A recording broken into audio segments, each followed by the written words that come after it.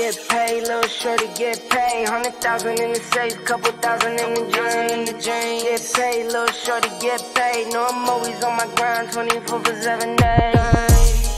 Favorite color, money green. Paper. I've been on my grind since I was in the 7th grade. Had my first kid, I was only 17. Always a provider for my pack like Wolverine. But you won't find me on the mountaintop. Need no calculator, I can weigh it cause it kinda lot. Always on my top around that paper like a Michael Scott. Your boyfriend the Dwight, he want my spot, he always round a lot. Get paid, little shorty, get paid. 100,000 in the safe, couple thousand in the jeans. Get paid, little shorty, get paid. No, I'm always on my grind, 24 for 7 days. Get paid, little shorty, get paid. Get paid, yeah, yeah, get the money, yeah. Get paid, little shorty, get paid. Get paid, yeah, yeah, get the money, yeah. Evening. Evening all, how are you? I'm alright, are you alright? Yeah, not bad. We've had a nice lazy Sunday. You've had your haircut again, haven't you? Yes, I have my haircut ready for the show every week. Got to look pretty. I've had a thought. She used to be an hairdresser, doesn't she? She did, yes. Yeah. Do you remember that big scissors they use for opening up events where they have to cut through the ribbon? Yes. I could stand 2 meters apart and she could cut my hair. I reckon another couple of weeks you'll need a hedge trimmer, to be fair, Jason. It's getting... Cheers. Hey, I need to tell you something. What you nearly did the show tonight, you know, on your own. Oh, that would have been good, wouldn't it? Oh, I could always go. We've been fishing today. Have you? All four of us, we went fishing, yeah.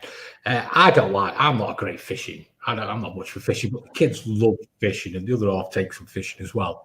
But just as you get to my pitch, about 10 minutes away, there's a little fishing, there's 3 fishing pools and it's beautiful, really nice. You wouldn't even know they're there. It's just a gate. You have to put the code on the padlock and that gets you in. So we went fishing. So we got there, started fishing. So kids, they caught 4 fish, big fish. Me and Nick had caught nothing. And then it happened. It happened about 1:30, 2. She caught a fish. And it wasn't a small fish. It was a big fish. What was it? A carp. A big carp. Yeah. Yeah. I'm under pressure, aren't I? Go on. Well, I'm not getting come home until I've caught one, am I? Did you? So I'm thinking, oh no, I can't stop here all night. I've got to catch this fish. So it gets to about 2:30, 3 sometime. And Lil's sitting next to me and she says, right, she puts a rod down on the floor. She says, I'm going to get a drink. She walks off, so I'm there. Come on, fish. Right. And I looked at her rod and it went down. Right. So I went to catch it and the rod shot off in the lake. Right? And this fish is taking the rod all around the lake. Yeah, look, I even took a picture, show you, Shane. Look, see it? Oh dear. Right, so the rod's going to the other side of the bank, so the kids run round to the other side of the bank, and they were trying to get it in, and then it's a turn and go off the other way. It was going all the way around. Oh, it may be day. Took the pressure off me as well. And what happened? What do you mean? Well, the fish had obviously got onto it, pulled on it, and then the rod went off the side of the bank, and it took it all the way around the pool. Yeah. And where's the rod now? Oh, we got it back. Oh, okay, there we go. Yeah, we got it back in the end. And the fish was still on it. I felt sorry for him. Can you imagine? You think, God, it's hard work swimming today, isn't it? Oh, it tickled me, mate. Oh, it was so funny. It was like Jaws, but a slow version. So you're going to go in tomorrow? Hey? Are you going again tomorrow then? No chance. No. So did you catch one? No. I could have still been there. Sitting there. I'd have had to done the show by the side of the riverbank. We could have changed to the Motorhome show by the riverside. River Monsters. Well, Robson Green does one as well, doesn't he? I'm not a fisherman, mate. To be honest with you, I'm not a fisherman at all. Let's kick into it, eh? Yeah. Let us know what. Sorry, Jason, I've had a bit of a connection issue there. Say again. Yeah. The connections are all over the shop tonight, aren't they? Yeah, they are. We're all having problems. I don't know if it's me, you, Bob, Lee. Probably Lee. Yeah. Just blame Lee. Yeah, they seem to be all over the place. Yeah, let's blame Lee. He's the technician. He should be sorting it out, shouldn't he? I know. We're doing every Sunday now, aren't we? Yeah, so this show is now going to be every Sunday. We're going to have different people on every week, really. Different parts of the industry, from the parts industry. We've got Bob tonight, different dealers, manufacturers. We've got a lot of plan going ahead. We've got some good people coming on the show, which will be nice. And we've also got the podcast as well for whoever wants to listen to it when they're off on the journeys. We have, haven't we? We're so popular in Norway. Strangely, yeah. And Brazil. Brazil. Well, they like the campers there, don't they? You get quite a few VWs being imported back over. Strangely. Yeah. If you want to be on the show, anything at all, follow me on Twitter, Caravans and Campers at SY45RP. I'll follow. You can also get hold of me on Instagram as well, the Motorhome Man. Anywhere else, Shane? We've also the motorhomeshow@gmail.com. Yeah. Nice and simple. Yeah. Let's just get some Phil Humphreys. Good evening, Jason, Shane, and Bob. Bob's not here, is he? Not yet. We nearly lost him earlier on as well, didn't we? I know. No, you best in. Good evening. Thanks for joining. Thank you. Who've we got here? Gregory Menzies. Evening all. Chris Bowden. Yo. Available today. Hi all. Evening. Dirty Trucker. Evening all. Ruby Hadrell. Hi. I know you are, Ruby. Some fat guy. Some fat guy. Is that about you or me? I'll move on. It could be any. It could be any in the lockdown. Anthony Bilson looks good. Fraser Collins, hi. Martin Sales, hi. It's a great story, Jason. Just happened. Nice teeth, that's you, Shane. Thanks, Glenn. Appreciate it. Mandy Jane. Hi, Shane from Cornwall. Yeah, that's a good one, Shane. Anybody wants to do wants to say hello or anything like that? But where are you from? Let's see where everybody is from, Shane. Yeah. That's Vic, Mandy. So thanks for watching, Mandy. Byston Blinkett, evening. Bursner 742 or a Swiftcon Tiki. Sorry, Bob, some fat guy. Quick Jason, one, what you going for? I'm going Bursner all day. Yeah, I'm going Bursner. Yeah, I'm going Nice Bursner. big garage. Yeah. I guys, wonder how you see the future of motorhomes regarding specific engine types, hybrids or electrics. There's a long way to go yet, but what a perfect vehicle for engineer, because you can't, and the first thing you do is plug it in. You need to there's a lot of alterations need to be done for the engines and the campsites as well, just to get that power into the vehicle. Yeah. Paul Anson, evening guys. Sky Blue High Hall. Mullingar Island. Chris Bowden, Plymouth. Gary Squire, Halifax. Kev Williams, Stafford. That's not far from me. It's near you, yeah. Byston Blink, Cunley Trapton, Cape Town. That's good going. South Africa. Yeah. Lincolnshire, Martin Hills. So we want to just throw out a question to everybody. And it is there anybody who would not go out in their motorhome this year and why?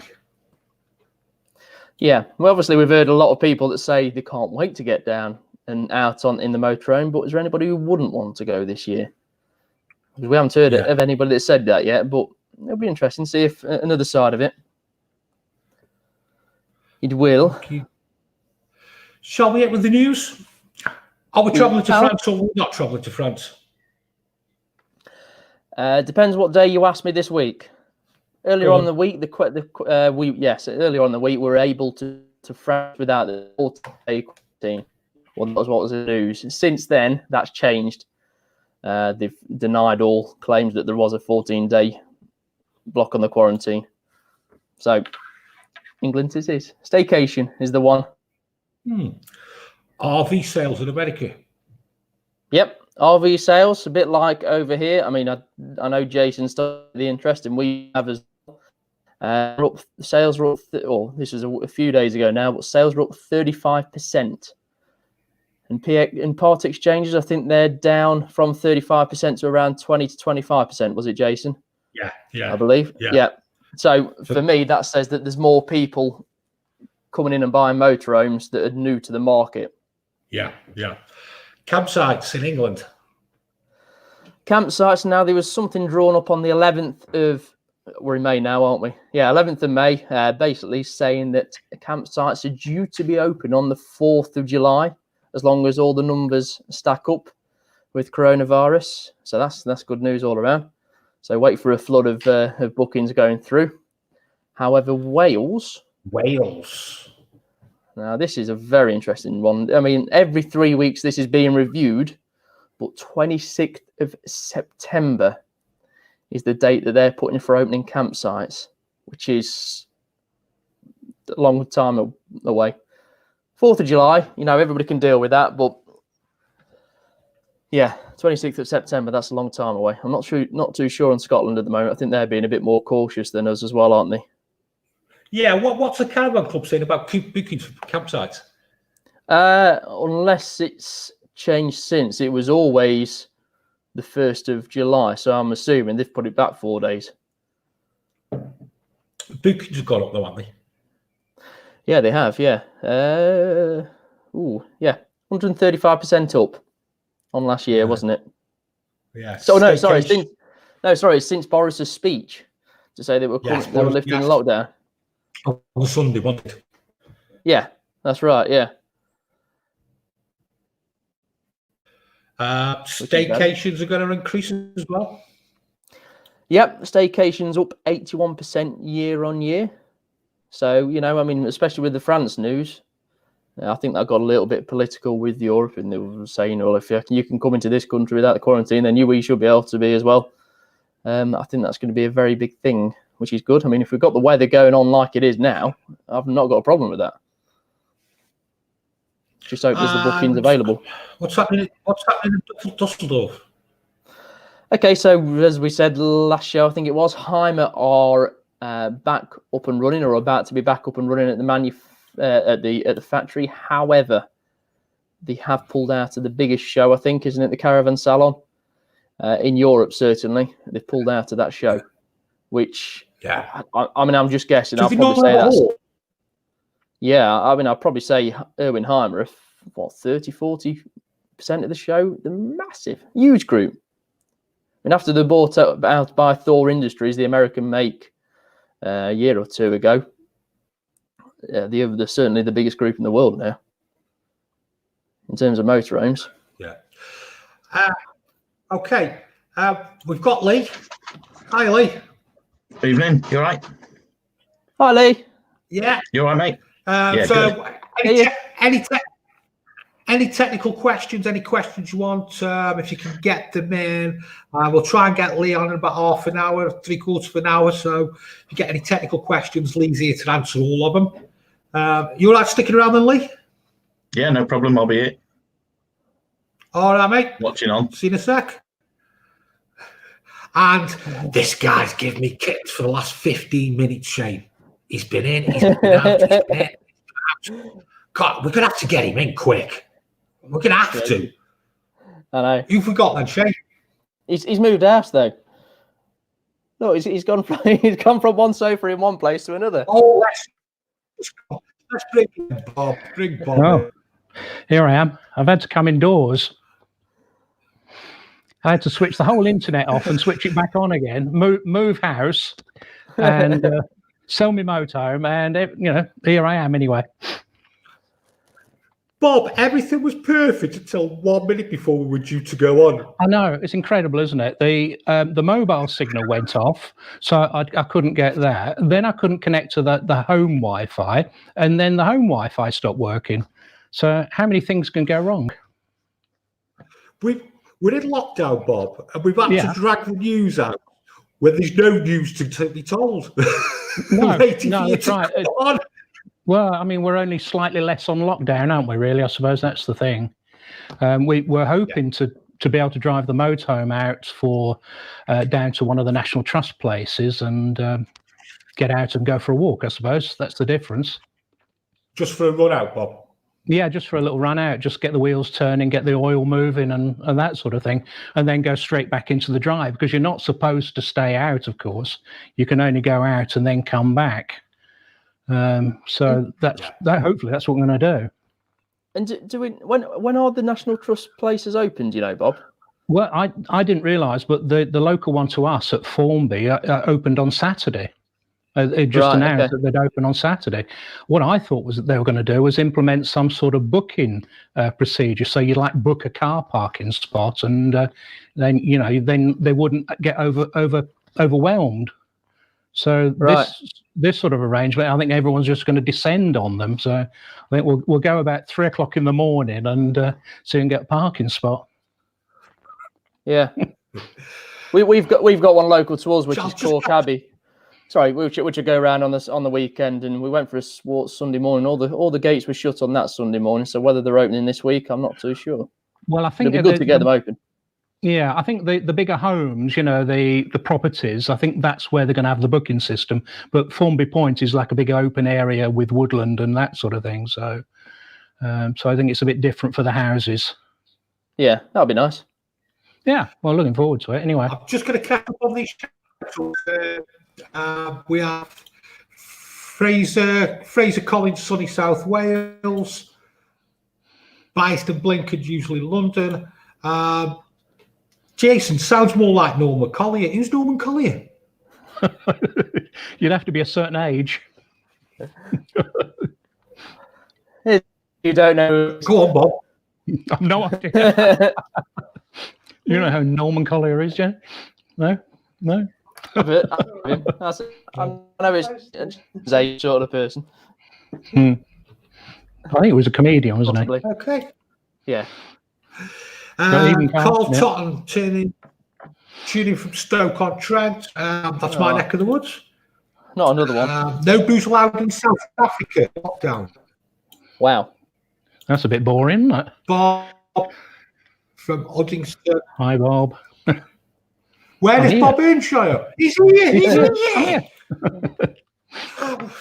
It is. Yeah, wait. I want to buy one this year.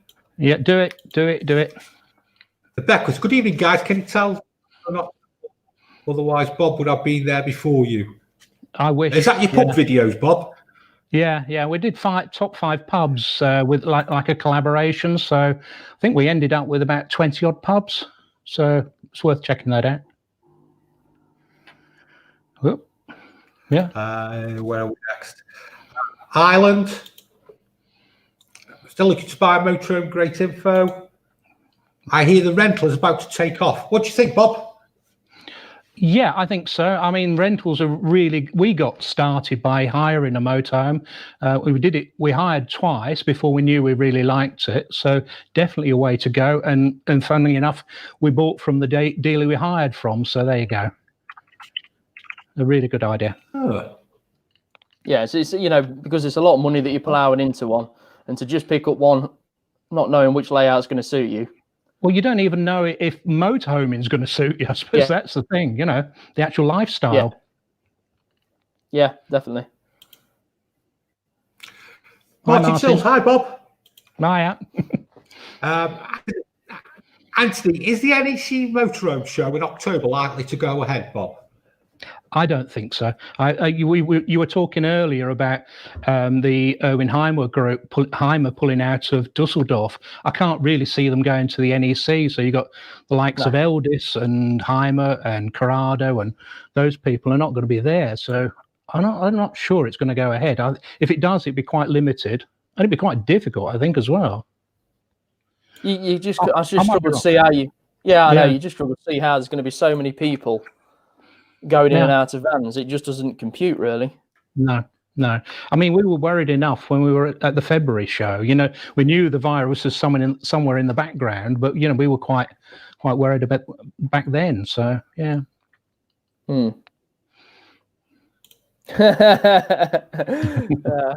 I just saw. You see that one, Jason? Norman Collier did the act. With the microphone. I think we're all having internet problems tonight, mate. Yeah. Question. I'm looking at buying a van conversion, 40 to 50,000, Autosleeper Fairford, Autotrail V-line, Swift Select, Autotrail Tribute, Wildax Aurora, Lunar Landstar. Which would you choose? Bob? Some good vans there, Bob. yeah, some good vans, yeah. We like Autotrail, we like Autosleeper, and we like Swift. So it's really about choosing a layout that suits you rather than a make or manufacturer. And like I said earlier, I think getting a good dealer is probably more important. Find a good layout, find a good dealer, get a good deal. Blimey. Yep.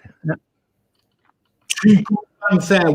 Wildax Aurora and the Lunar Landstar was a great fan as well. Oh God, we're not going again. We're still there, are we? Yeah. Can you Wildax Aurora? Sorry, Wildax. Jason, your signal's gone. Yeah, Wildax. So me and Jason, when we went to the show, me and Jason went round the Wildaxes because I think he got a bit of a soft spot for them. Yeah, me too. Is the best way to put it. Yeah, I didn't know too much about them, but he's showed me his ways. What was the other one? The way I look at Devon, yeah. Devon are worth a look as well. The way I look at vans, Bob, is I look at accessibility. How easy it is to get at things to fix them.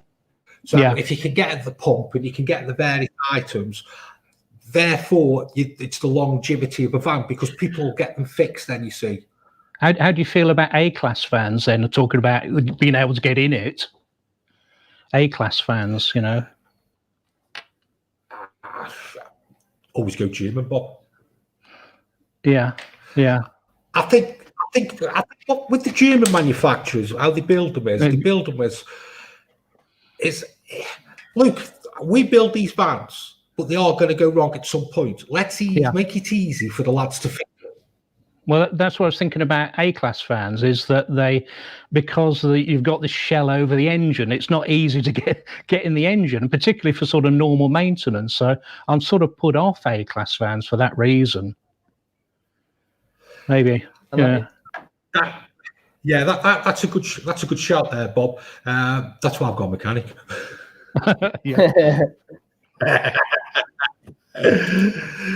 Okay, I have one from Kidderminster. Mark, a great act where he made out he had a faulty microphone. Yep. Bob, do you recommend any specific dealers, Bob? No,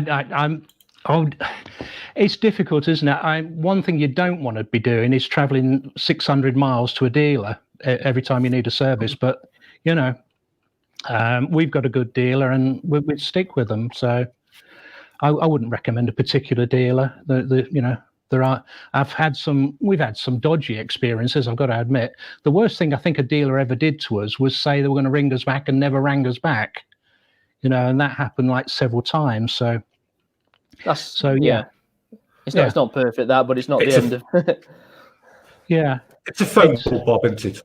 Yeah, absolutely. And it could be a phone call just to say we can see you in a week, month, whatever it was. And I never got that phone call, and that was the worst experience I had. But most dealers want to do a good job. They're there to sell motorhomes and keep you as a customer. So find a good one and stick with them. It doesn't take much, Bob, to go, look, I've cocked up, I'm ever so sorry, I'll get it sorted. Yeah. And that's it. And we're all human and we all make mistakes. Yeah, it only Can you becomes a explain what problem. an A-class is? Ooh, A-class. Go on. Go on. Who's that for Shane? No? Take your pick. A-class. So the best way to put it Price is it's where they've built the motorhome over the cab. So you don't see the normal. So like that Fiat that you might be able to just see on the left-hand side of Bob, you can't see that. There's like a flat front almost, or a slope. You just over there. got No, over there. yeah. Sorry, on Bob's right or left. Yeah. I don't know, one of the two.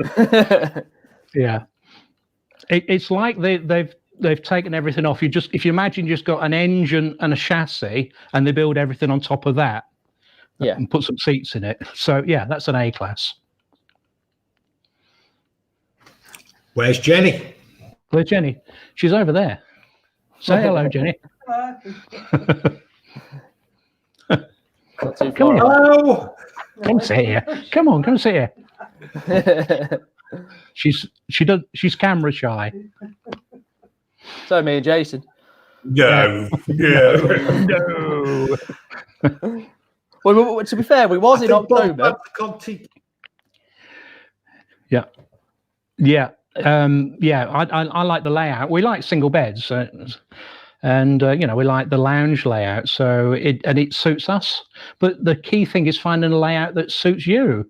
People ask me, what motorhome should I buy? I'm going to say, where do you start?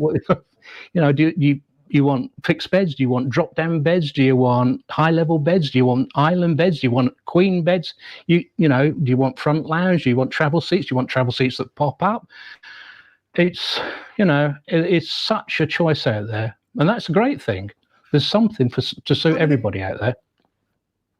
What? How many trims have you got, Bob? Your haircut again. So who's talking about my haircut? I'm going to take that as a job. Yeah.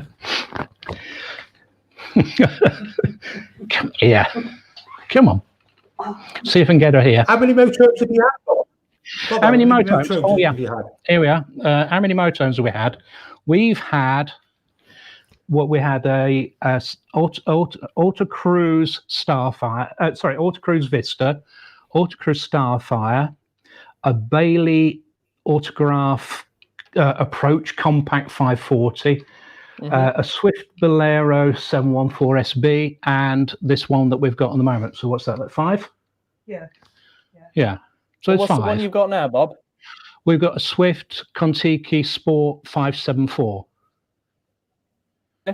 which is basically the same van that we had previously. It's the same as a Bolero 714 4SB. SB. Yeah, with the lounge, front lounge, twin beds at the back, bathroom at the back.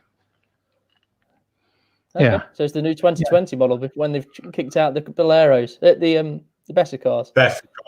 Yeah, that's right. That's right. Yeah, I mean they stopped doing Bessecar, didn't they? I mean, I think it was confusing for everybody where people thought Bessecar were like a separate make, but no, they were just part of Swift, really. Yeah. What would be a good van with a toilet you could use as a daily driver? Well, a small compact, really, I suppose. If you're looking for something under 6 meters, that's probably a daily driver. Whether it's a panel van, lots of panel vans have toilets. So something like an Autosleeper symbol, maybe. That's a separate toilet. That's a separate toilet. Little, isn't it? Yeah, that one we looked at the what's it called? Benimar, the Benimar 313. It's a tiny little van, but it's 6 berth. Well, that then, Yeah, incredible. Yeah, I mean, anything under 6 meters as a daily driver. Yeah, good idea. Your haircut's going everywhere, Bob. Heck, yeah, it's all right. Can't really see it with the headphones on, so I think that's a good thing, isn't it? See if I move this table a bit closer. Here you go. I watched a Aaron suggested Eura Mobile Integra. What's the cons of Integra?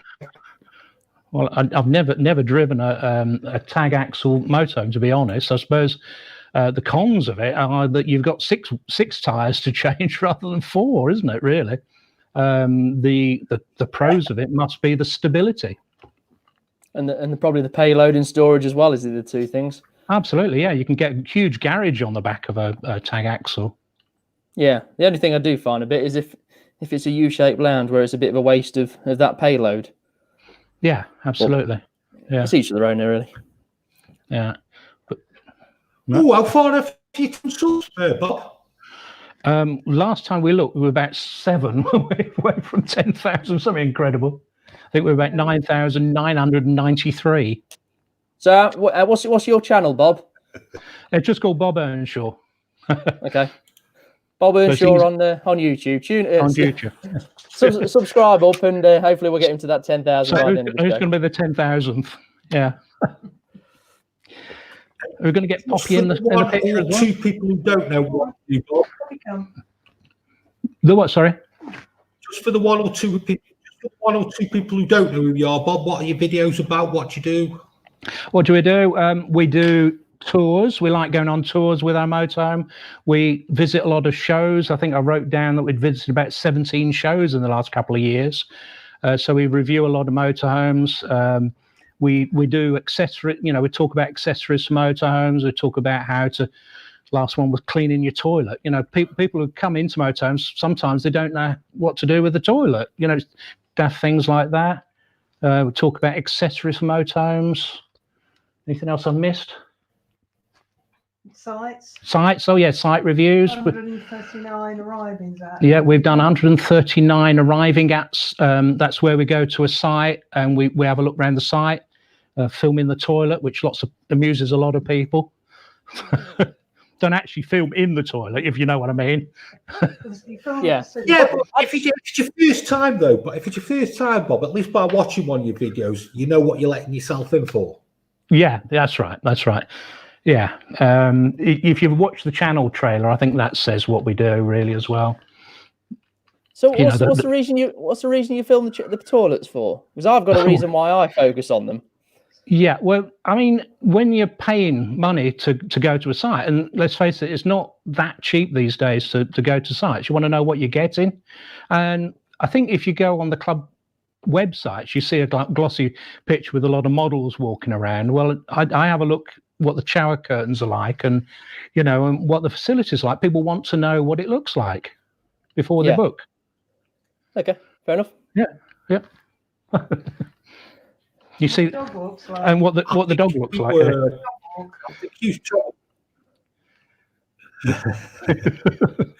There's a dog. Here we go for you, Bob. What small car throw behind the motorhome?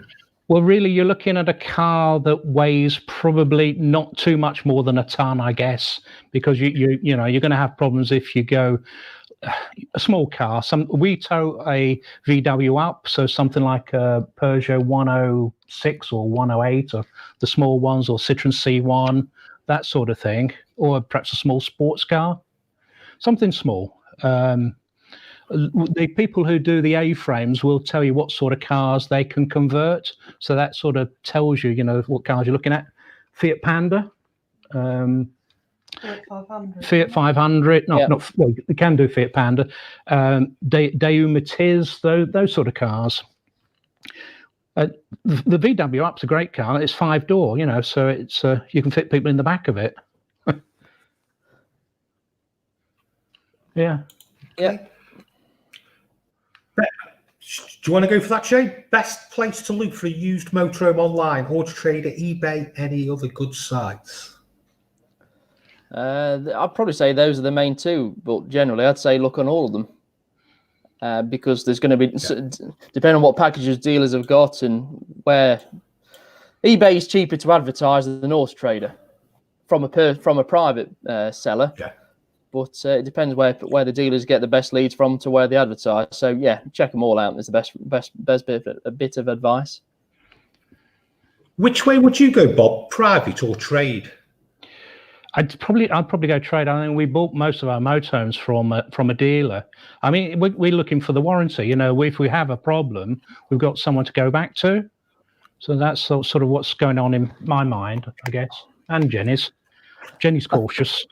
Yeah, I think you get a lot more. You get a lot more protection, don't you, if you're buying a motorhome from a dealer? Yeah, yeah. And also, you were telling me a story the other day about that post on was it on Facebook where someone broke down and they were stopped by the police. They just bought the motorhome. Yeah, that's a great example. Yeah, just yeah. It wasn't meant to be out on the road buying. I think was it in Scotland? I think, Bob. Yeah, that's right. Yeah, he'd been driving up the road and it appeared on Facebook, didn't he? Yeah, and he got halfway down and broke down, and that was it. Nice big fine from the police. Yeah. So so at least you got the protection from the dealer, and I don't think there's much of a difference in price really between the private individuals and the dealers. No. When we're looking anyway. Can I just ask Jenny a question? What is it you actually look for in a motorhome? What do you look for in a motorhome? What I look for? Yeah. Comfort. Yeah. Nice bedroom. I like the bathroom at the back. You like bathrooms at the back, don't you? Yeah. There's a bit of changing space. Yeah. Reasonable kitchen. Yeah. And just the general comfort and layout. Yeah. Which luckily we seem to agree on. Yeah. Yeah. Well, no, I agree with Jenny. You say so. So the thing is, Bob, women are practical. Yeah. If we've got an electric start, we're happy, aren't we? We can just go. Bzz, bzz. That's right. We just want a gadget. Yeah, that's right. If you've got a gearbox, oh, that's it. I'm off. And do you do And you both do the driving, Bob? Well, I tend to do the driving. You're a bit more nervous of doing the driving, aren't you? Yeah. Just see if we can get a bit more light in here, Jen. It's gone a bit dark now. How are you going to do that? Those lights over there. Jay? See if we can... Does anybody know what the headroom is on the 2020 Swift Escape 614? Have watched Bob and know that he isn't very keen on the drop-down beds. Apparently, this year they've come down lower. Yeah, and I do the headroom test, and I normally sort of bump in my heads. And I know in our van that we bump our head fairly often, don't we? But You do. well, yeah. I mean, it's a consideration, but you can always duck. Yeah. Yeah. Thanks just for get, if you just get that back, Jay. Sorry. Right, there we go. Yeah, so I'm just trying to catch up with all the. Sorry, mate. Yeah, so if you just copy and paste that link and put it into your bar at the top, Yeah. that'll subscribe you to Bob's channel. Yeah. No. What? That's it. To move that a bit closer. Yeah. Yeah. It'll look like that. If it looks like that, you're in the right place. Downsides to buy. Buy an NX rental.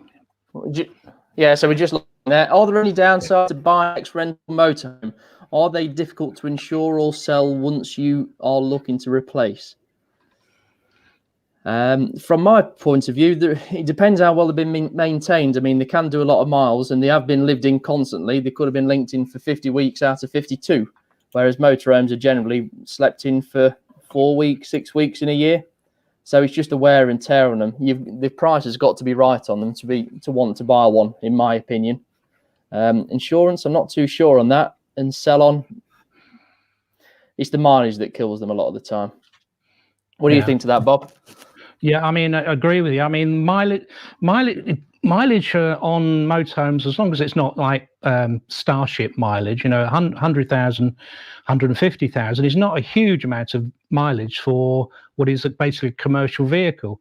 And like you say, it's more about the condition. It could have done 70,000 miles and been thrashed within an inch of its life. So it's what's it like? How is it being looked after? Have you got service history? What's the interior look like? Are the beds falling apart?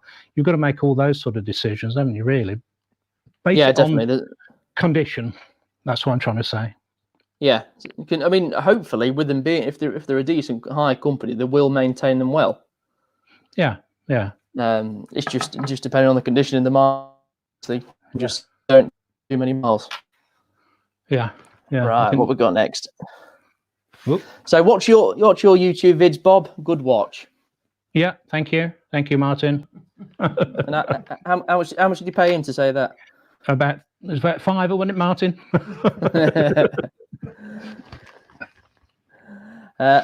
Tony Williams, hi Bob. Every time you go to a site, you never show inside the booking office.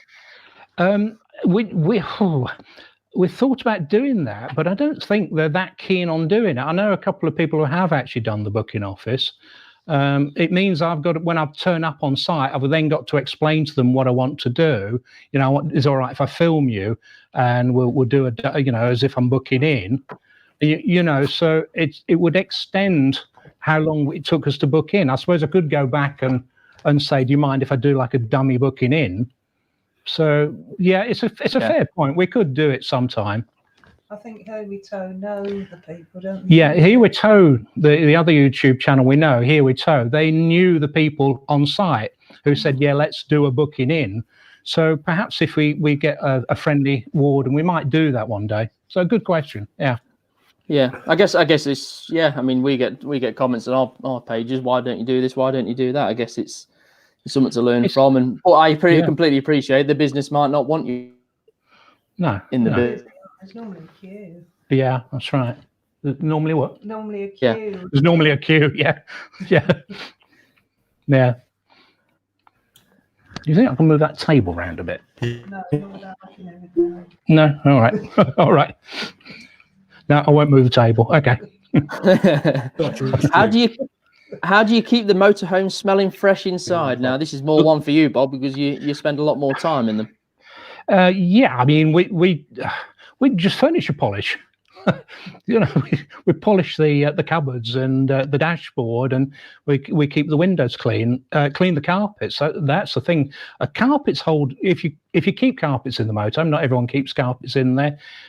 Washing the carpets, you know, using proper carpet shampoo on the carpets, that helps, doesn't it? And keeping the big source of smells, of course, is the toilet. Keeping the toilet closed, using some spray. Yeah, it keeps it nice and fresh. Yeah, just keeping it clean. Yep. Right, now bring Jason back in this. Yeah, it is actually. Yeah. It is one for Lee. We'll save that one for in a bit. Gregor, what engine, leisure battery is best for a motorhome? We'll save that for Lee. Oh, he's back. Is he? Here he is. It's a good job. Far away, Lee. Yeah. Right. What engine, leisure battery is best for a motorhome? I would personally go a leisure battery gel type. You could use a lead acid battery, but you've got to keep an eye on the levels of those. Make sure they keep them topped up. Engine battery, that all depends on your vehicle. That's really something I'd probably put more towards the mechanics. But yeah, as long as you've got a big enough battery on it to crank the engine over and whatnot, yeah, that's fine. But for the leisure side of it, a good probably 110 amp hour gel battery, but I'd go middle of the range. You don't have to go mad and buy a really expensive one. Yeah, can you hear me? What's the difference between an engine and a leisure battery? The engine and the leisure battery, right? The engine battery is designed for cranking the engine over, so it's got a higher cranking amps. The leisure battery is designed to discharge more slowly, so that you can run your lights and everything. It doesn't need that boom of power to turn an engine over like the engine battery does. It is just literally a case of the leisure battery is more for slow drain, so that you can run lights, you can run things like that. And so yeah, simple terms.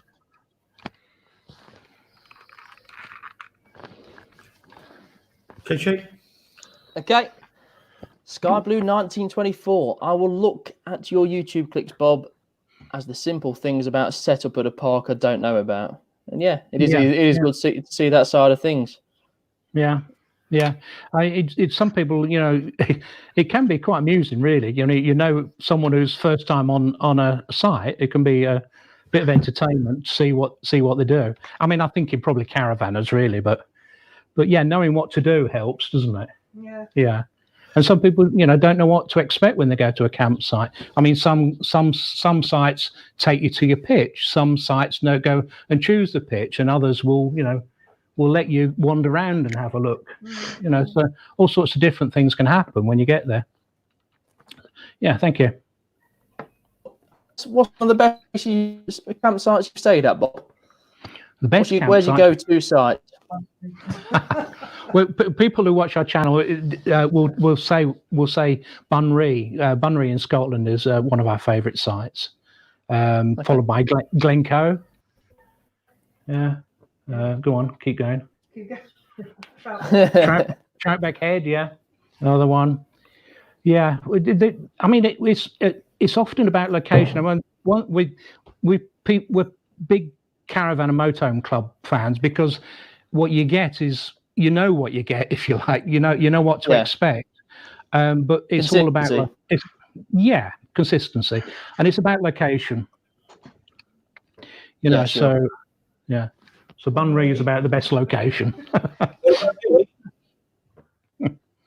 Sorry, say again, I can't hear Jason. you very well, Jason.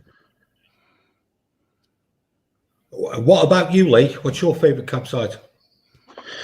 My favourite campsite.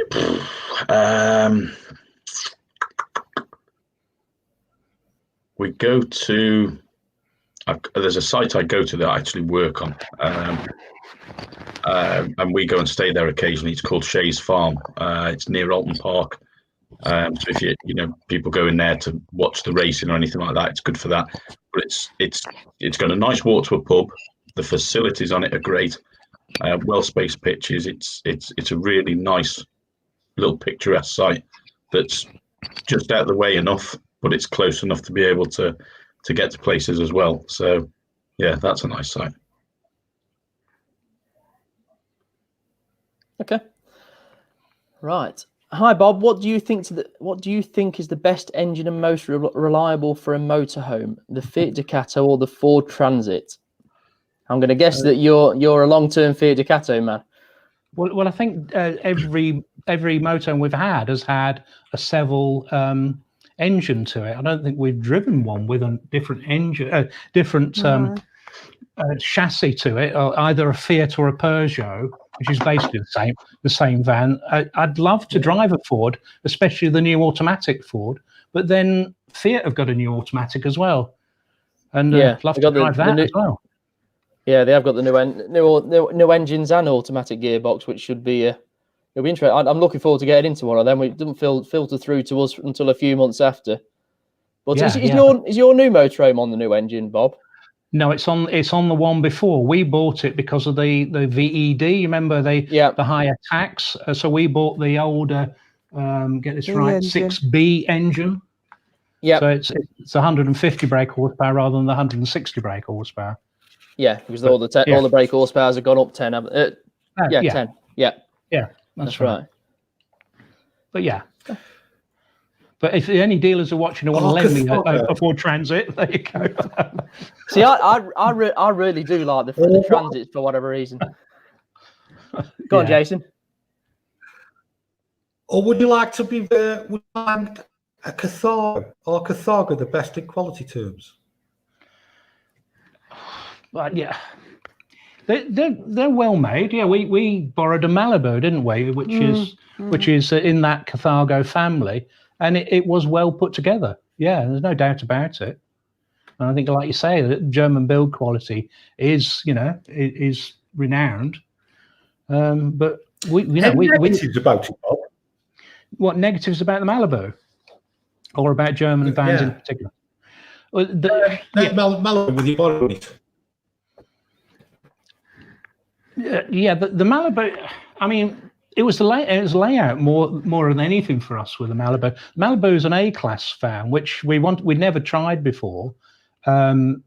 Which was okay. We had problems with screen condensation on it because of the huge screen that you've got, and and you probably need one of the thermal blinds on it. The quality was good. We weren't keen on the high bed at the back. You struggled to get into the high bed, didn't you? I woke up in a panic, so right up in the air. Yeah. Yeah, you nearly fell out of it, didn't you? I know, Yeah. I know. Well, you hit your head on the cupboard. But that's all about layout. It's not Yeah. about the van, isn't it? You know, it comes back to that. Yeah. Didn't like the bathroom, did we? No. Apart from that. Apart from that, it was a great van. Yeah. So you like the name of it? Yeah, the name's a good name. Yeah. Yeah. No, they are well made. We noticed quite a few at the show who do them high fixed beds at the back, Shane, which I don't really think are practical. Yeah, it depends how. It depends on the access to them, really. If it's I'm not a massive fan of transverse beds across the back because they do tend to be high to get that garage space. If you have got the twin beds, at least you have got steps to climb into it a lot easier. It's just all about the storage space, really. Yeah. I mean, a lot of people look for big garages, don't they? But then, you know, if you've got a van that's on a 3,500 kilogram chassis, you struggle with payload. So then, you really won't be fitting your quad bikes in the back of it. Yeah. Okay. It's just book Southport for July. Yeah. What was that? Someone's just booked Southport. You or would you recommend Any independent panel van conversion specialists? Is that for me? Yep. Yeah. We like the ones we've liked. Yeah. Devon, Wildax. Who else comes to mind? IH. Yeah, IH. Yeah, I mean, IH are incredibly expensive vans, but they are really, really well made. Were those people we saw in Scotland? People we saw in Scotland, they Clyde built. Yeah. There's a week on. No, there's loads of independent converters there who are doing a really good job. So it's difficult, isn't it? Just, you know, some have a good name, you know, so look for that, I suppose. Lee, anything that's impressed you when you've serviced? Wildax. Yeah. Wildax are one of the ones that you tend to find meet regulations really well. So for the gas and electric side of things, they're well converted vans, Wildax. I've actually had someone ring me yesterday to book his in. I think they're a great family. Yeah. Yeah, they are. It's you normally find with a lot of panel van conversions that things are done that don't meet regulations. The gas mainly is the biggest one. But yeah, Wildax, I've never been to a Wildax that there's ever been any sort of issues with the build of it.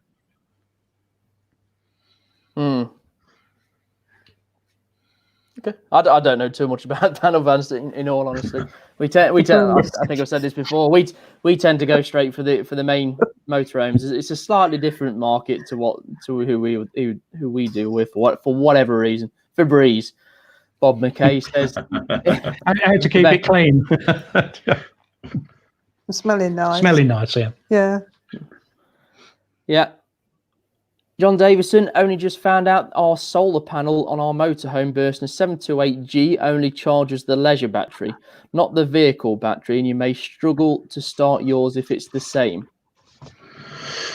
Just a quickie there, Lee, you had a situation with a guy last week you helped out, did you, with solar?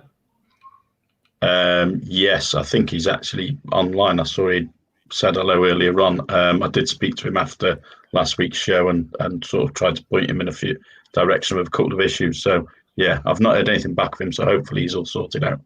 So yeah, for this one here, I would say you can change that. You can get a dual regulator and then run a supply from your regulator to your engine battery as well, so that you can charge and you can split the charge. Look, 60-40, you know, of your solar charge will go to your engine battery and your leisure battery.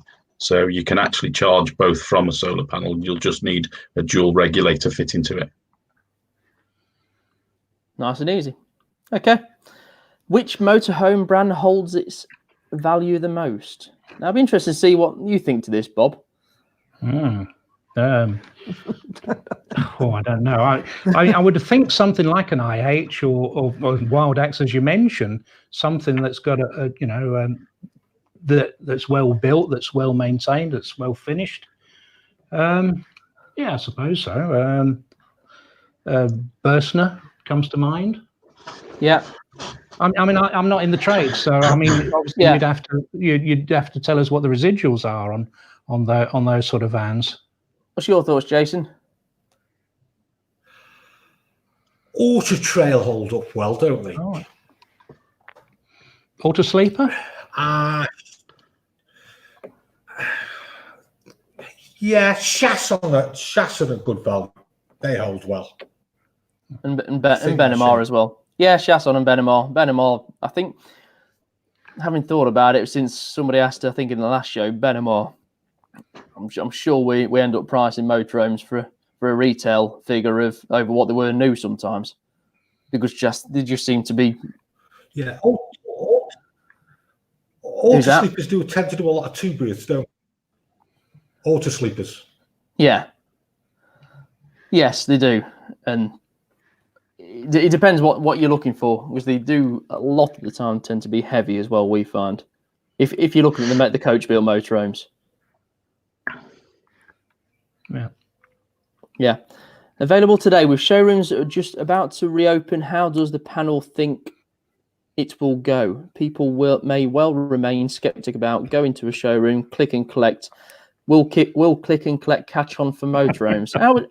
How do you feel about doing that, Bob? Or do you want to have a good look around a showroom before you buy? Or well, I think you can do it a little bit online, can't you? You can ascertain what sort of layout you might be looking for, back, rear bathroom, twin beds, whatever it is. And then you could go to a showroom and say, well, I'm looking for this type of motorhome. So you could narrow it down a little bit that way. And then you know what you're looking for. But you still want to go and have a look, sit on the cushions and, feel the curtains or do all that sort of thing. So you've got to have a little bit of touchy-feely, haven't you, really? Let's say this, Bob. In lockdown, let's just take the scenario that, right, you've made a decision, you want to protect your motor. Yeah. You've made that decision. How would you go? What would be your... I think we lost Jason, haven't we, Lee? Yeah, he's gone again. Yeah, he's gone. Oh, there he is. He's back. How would you feel comfortable in retailing and buying the motorhome? How would you go about it? Me? Yeah. Me? Yeah. Yeah. Yeah. I would say that if you've got all the social distancing in place and you can go and have a look and you know that the motorhome's been cleaned and all that sort of thing, I'd be quite happy going in there. Yeah.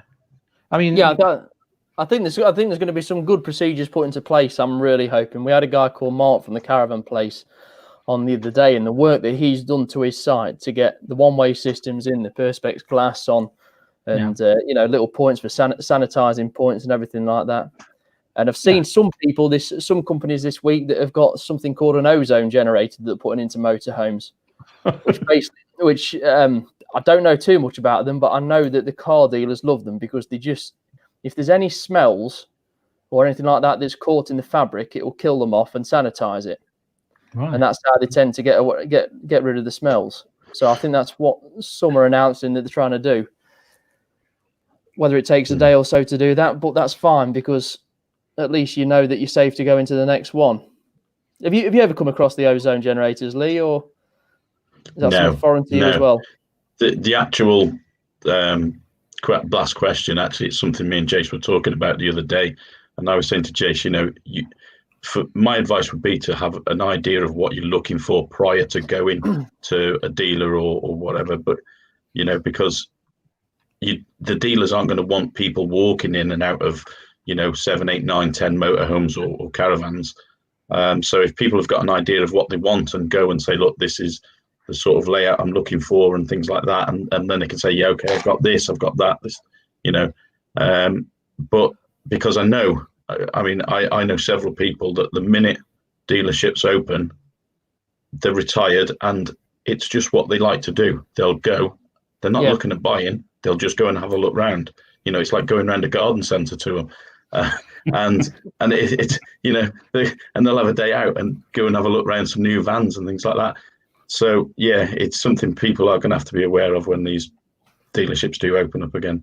Yeah, I think the first thing that dealerships do have to do is keep the vans locked, unfortunately.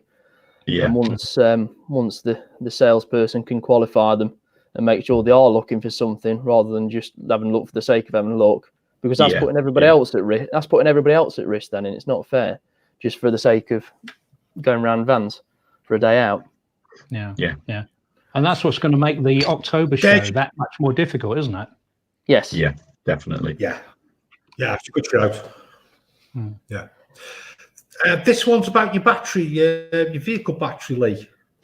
Yeah, if his van won't start up, that's a problem with his vehicle battery.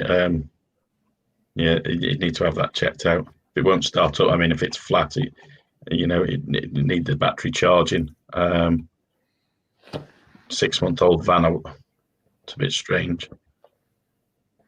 Something's got a drain on it. The thing I find with motorhomes, and no disrespect to anyone, motorhomers love to add gadgets, and they'll wire things in all over the place and not know where they're draining the power from. So, you know, I've got one customer who's an ex-electrician, and you go in there, it's like a bowl of spaghetti. There's cables everywhere. So, you know, you never know whether something's been added to a system that's draining off the vehicle battery as opposed to, you know, maybe pulling off a leisure battery. But if a 6-month-old van won't start, then yeah, it may even be a faulty battery. You're not sure. Yeah. Breaking news, Bob. Hey! I said when I was reached 10,000, I was going to do a live. So here I am.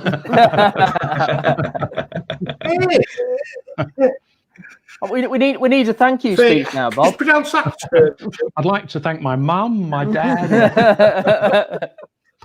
Yeah, no, I mean, I'd like to thank everyone, obviously, who's subscribed, everyone who's watched us over the years, right back from the days when we were waving cameras about willy-nilly. Yeah, it's been fantastic. It's also, obviously, I've had all the help from other YouTubers as well, you know, going on their lives has helped, and people, and the community in general, you know, the not just the YouTube community, but caravanners and motorhomers. You know, we're amazed. We're just a couple of old guys who go around with a camera, you know. This is one of the reasons why me and Jason wanted to do this show, just because it just brings more people together. Yeah. And it just opens a few more doors and lets people see things that they wouldn't normally see. You know, be able to access Lee for his friendly advice. Yeah. And so on, you know, just some of the people that we'll get on the show in the next few weeks, whether it's in the part world, people from manufacturers and so on. It would just be nice for people to be able to see that and get to know the industry a bit more. Yeah. And everybody around. Yeah. Are Swift motorhomes as poor quality as the rumours suggest? No. No. Go on, Jay. No. Have a rant. Go on. Who, me? Oh, who's that? Jenny. Oh, Jenny, go on. No, we're not. I mean, we've had two Swifts and we've not had any major problems with it. We've had little niggles that everyone gets with a motorhome. And, you know, I mean, they're not the most expensive motorhomes, are they? You know, and you often get what you pay for. You know, if you want to spend £126,000 on a motorhome, you should get a pretty good motorhome. If you want to spend half that money, then you get quite a reasonable motorhome. And that's the problem I have with people saying such and such is crap. You know, it's it's that sort of it tars everyone with the same brush, doesn't it? Yeah. I think a lot of the bad. I tend to use. I'd say the Swifts are really the Fords of the motorhomes. Yeah, that's right. Yeah, I mean, we like Fords. So Yeah. we're middle class, so maybe that's what it is, you know. The thing is, but no tells you whether that's perfect. We didn't have They any only tell you when problems there's a with it, problem. did we? Yeah, that's right. That's right. People only moan about something when there is a problem. Swift and Bailey and Eldis are the biggest manufacturers, so there's going to be a lot more vans with more problems. And I don't know if you've exactly. and I don't know if you came across this as well, Lee. I mean, they did have a problem with the floors a good few years ago, didn't they, Swifts? Yeah. There's been a couple of recalls on Swifts over the last couple of years. Different things with battery straps, drop down beds. Little different bits and bobs. But Swift have addressed them pretty well. You know, I was doing a service at back end of last year, and the guys from Swift turned up to do these repairs. And yeah, it was quite handy actually to be chatting to two of the guys from Swift and just pick up a few bits and bobs from them, who were actually the guys who put the things together. But yeah, I think the thing is, Swift are a popular motorhome, and like Bob just said, people only really review things mainly when they've got problems. They're quicker to point out the negatives rather than the positives. So, you know, people hear more negatives about Swift because there are so many of them out there, and any little problem, people are really quick to jump on. Yeah. It's a bit like it's a bit like anything now. There's a lot of voice out there with the internet and so on, and it's easy to find if you look for it. Yeah. What about new venture van conversion? I have one. It's spot on. What about new venture van? Got a parrot there.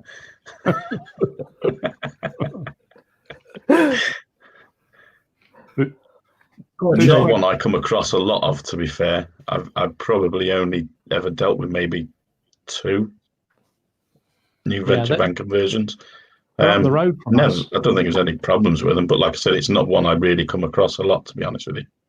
No, there was a guy on YouTube called Dan the Man, and he worked at New Venture. He's recently left them to join Lunar, and we see them at Todd's, you know, at our local dealer, because they had an arrangement with New Venture for many years, and they're pretty much built to order, aren't they? Really. But they tend to also do coach builds, which makes them slightly different. So yeah, but and on the smaller end of the coach builds as well. So they are a bit closer to the Roma homes, and they're a bit more of a day van if they need to be. That's it. Yeah, I mean, they do some really clever layouts on the tiny, you know, the Berlingo type vans. So yeah.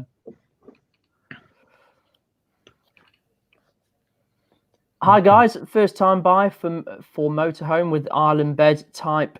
Motorhome with island bed type bed, around £40,000. Looking at a Swift Escape 694 or Eldis, not Jason's favourite, Encore 254. What's your thoughts and opinions, please? I think they're a relatively even van in my book. I don't know what you think about that, Bob. I'm just trying to remember which the 694 is. Is that the twin bed? You said it's an island bed one. Is it island bed one?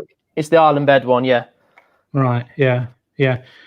I mean, escapes have gone up market a little bit, haven't they, recently?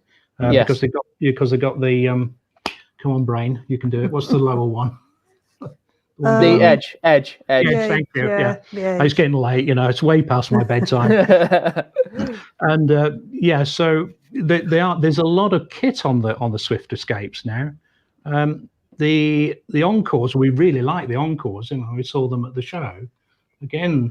The eldest Encore, yeah. I mean, you've got to, you know, Encore. There's that top of the range one. It's the top of the eldest's range, isn't it? Yeah, Encore? Yeah. We looked at the single bed one, didn't we? Yeah. Remember that? Yeah, we like the single bed one. I'm not sure if that is the 254, but it's 285, the single beds. Is it? Thanks. Yeah. I mean, I think the Swifts as well. If you are looking for something around that, there's so many dealers that do their own special versions. Yeah. That you can get some even better spec motorhomes for similar sort of money to the Escapes, can't you? Yeah, that's right. I mean, the one we were looking at the other day, is it Champagne, Brown Hills one? Mm-hmm. Yeah. And who was Time Valley doing? They do some was special edition. Yeah. Signature Signature. Time That's Valley. it. Yes. And then you've also got the yeah, that's right. Oh, sorry, yeah, it is Signature. Oh, that's a good one. I'll think about that in a minute. Yeah. Yeah. Highly been trying to sort out a load test on the leisure battery. Yeah, that's Paul who I'd spoke to last week, where I said before whether he was having issues. I'm not sure if he'd managed to sort it. That's the guy I spoke to last week. Yeah. Okay. Ooh. Just lost you. Okay. Thanks, Simon. I like to make people laugh. Available today. Anything made by Trigano are usually sought after. So who's in the Trigano group? Do you remember, Bob? I'm just trying to think who's in there. Roller Team, Rymore, Autosleeper. Is it Autosleeper? It is Autosleeper, isn't it? Yeah. I think so. Yeah. It's a huge group now, isn't Yeah. it? And I I mean, Todd's do a lot of Trigano. Do they Trigano? God, try to think. Yeah, Marquis, isn't it? Yeah, Benimar, isn't it? Jenny's Googling. Oh, can I Google that question? Ask a friend.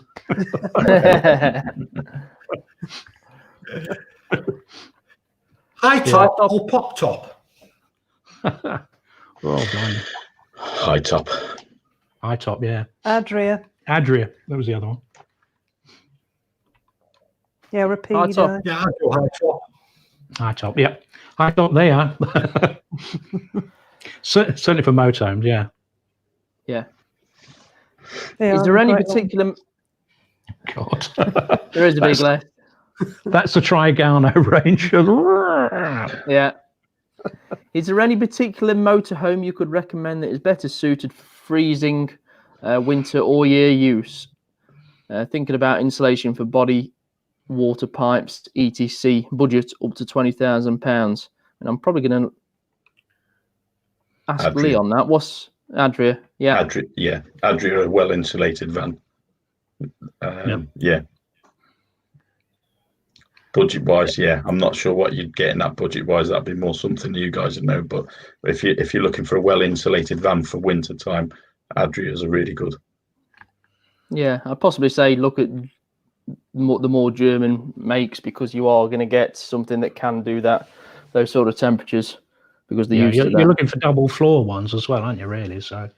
Yeah. Yeah. Don't the Timberland do the double floor screen?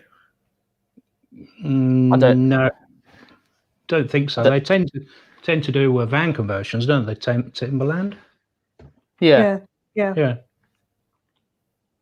don't know, Jason. Do they? Strade. Oh yeah, they did do one for a while, didn't they? That's right. They did a coach built one. Yeah. Did the camper as well, Bob? Yeah. They did do, yeah. Smithy's Contiki just finishing editing a new video. Phil, just a few bits to add to it. You've been keeping busy, mate. I think that's a conversation between the conversation. I think Jason already spotted that. Far away, Jace. Discounting tag axle. What is a good motorhome for 20k with fixed bed at back and overhead bed for visiting kids, but primarily just for me and the dog? Yeah. The problem you've got there is if you've got the kids with you, you're not going to get the seatbelts. No. So you're going to have a dinette behind the driver to accommodate for the kids for the seatbelts, because there'll be benches, won't there, with the fixed bed at the back. Yeah, so especially around that sort of budget, you do struggle for 4 seatbelts. Just the best thing that I'd do is go on Autotrader, narrow down your search for the price range you've got, 4-berth, 4 belted seats, and it will just narrow down that search, and you'll see what's available online. To be honest with you, Shane, you'll get a Swift. Say again, sorry? You'll probably get a Swift. Yes. Yeah. Yeah. Yeah. An older Swift. Yeah. Yeah.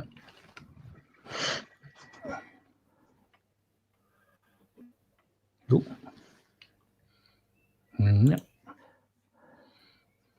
Oop. Yeah. But what happened when? What will happen when they want to test drive?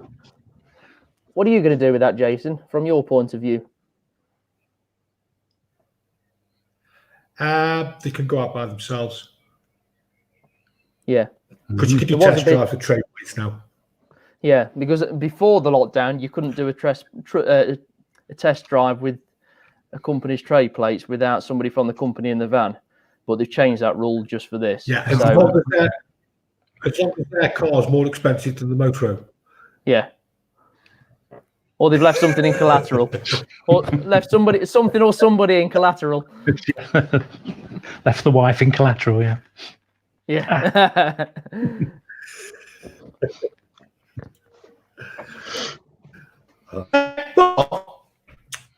It's a disaster you've had a motor.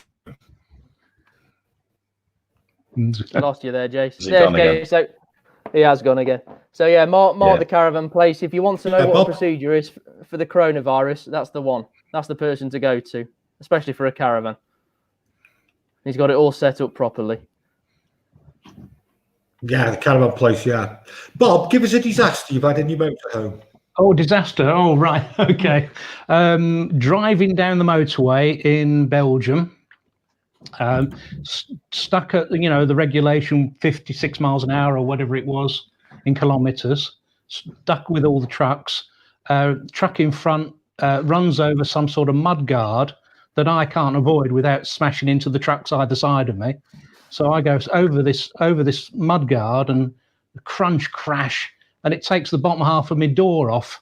So there I am with bits of my door hanging off on a Belgian motorway. On holiday. Fortunately, it wasn't as bad as I thought it was going to be once managed to stop and have a look at it. But yeah, that was a could have hit the water.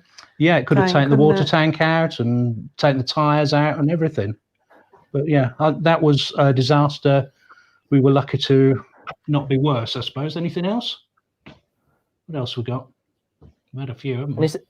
And it's that feeling when you're driving towards it and you just hide behind the steering wheel just in case. Yeah, that's right. It's like, you see your life flash in front of you, isn't it? That sort of feeling, everything goes. Hitting General Wade's Very bridge. slowly. Yeah, we reversed into a bridge at Skilling in Scotland. But a narrow one-way bridge, and we got that situation where the car coming the other way decided he wasn't going to stop, and I thought, I've got a motorhome, am I going to reverse? So I went, all right, I'll reverse, slammed it into reverse straight back into the bridge. So never lose your temper. No. Shane? Anything else? Okay, we have all thrown with the scene. It's at a 300-mile round trip to go and get it. Brown Hills. We have been wondering what will happen. Are getting it ready? Well, as long as whenever the motorhome is ready, you can click and collect from. I think it was Monday or Tuesday. We've gone. Basically, what they'll do, or what they should do, is they'll give you a little bag or something like that. This is going off What's Sitner, which is where my partner works. They'll give you a pouch of the keys. The motorhome will be parked somewhere, and ideally they should be giving you a walk around video of how everything works, or that's certainly how me and Jason would do it, because then there's no interaction, nobody going in and out the van apart from the customer when he comes to collect it on the day. Yeah. And I like the idea. if there is a test, I like the idea of the I like the idea of the handover video. That's a really good idea. Yeah. Well, I mean, the good thing is about it is once you've done it, it's on YouTube or wherever forever. Yeah. And you just reference back to the video whenever you need to. Because no one reads the manuals, do they? No, but they will be more inclined to watch the video. I mean, we did one the other day. It was about 22 minutes, 23 minutes, and we went around everything, how to do everything, and it's dead easy. Yeah. Apart from the editing up after, which takes a bit longer. Yeah. But it's great. Yeah. It's something I started doing early this year. Bob was doing it as well, because I do an handover as well, but it's something they've always got, even for draining down and just good habits to do as well. Yeah, yeah. Because if they're anything like me, as soon as you drive out the showroom, you'll be thinking, what did he say about the water? Yeah.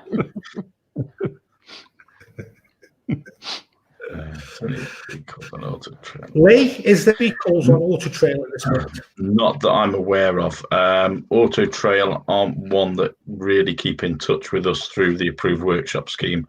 Yeah, if you're concerned of anything, best to ring your dealer really and check with those. But I'm not, as I'm aware of at the moment, of any recalls on the Autotrail.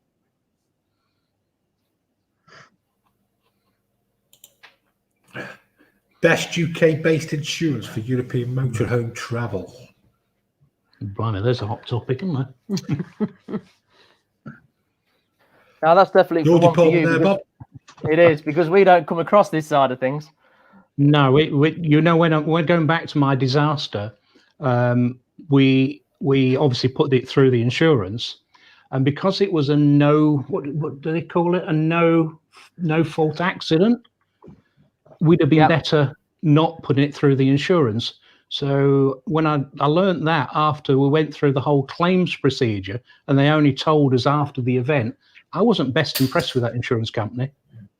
So yeah, but people always, you know, what's the I mean, it's a good question. What's the best insurance? People always ask, what's the cheapest? And they're asking the wrong question. There really ought to be some sort of rating for insurance companies. Yeah, because it's all right. It's all right paying £200 instead of £400, but if it doesn't cover you when you need it, well, that's right. Not bothered. Yeah. Yeah. My big one was I was insured with Staveley Head. So obviously with what happened with Staveley Head earlier in the year, and I was thinking, am I actually still going to be insured now? So, but it seems that they've been saved now, and someone's actually taken them over. Okay. Available today, Shane. I bet you have a Bailey autograph. Available today, but we've took a deposit on it today, which is nice for us.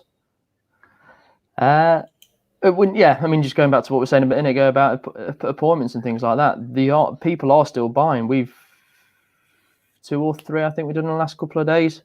They haven't seen them before, but they put the deposit down and they're happy to come and collect when everything's ready and drive it away. Available today again, Benamar Roller Team, Autotrail, McLuey, Adria, it goes on. Yeah, there is a big list, as Bob found earlier. Yeah, that's the Dragano range, isn't it? Yeah. Yes, yeah. Lee, I have some solar panel torches to give away if any interest. I'm all right. I've got some. Fallonfn, the only thing with a high top you won't get in some car parks if you're looking for a VW to drive all the time. Yeah, yeah. Yeah, but you've got to think that way is what you want to use it for, isn't it? Yeah, yeah.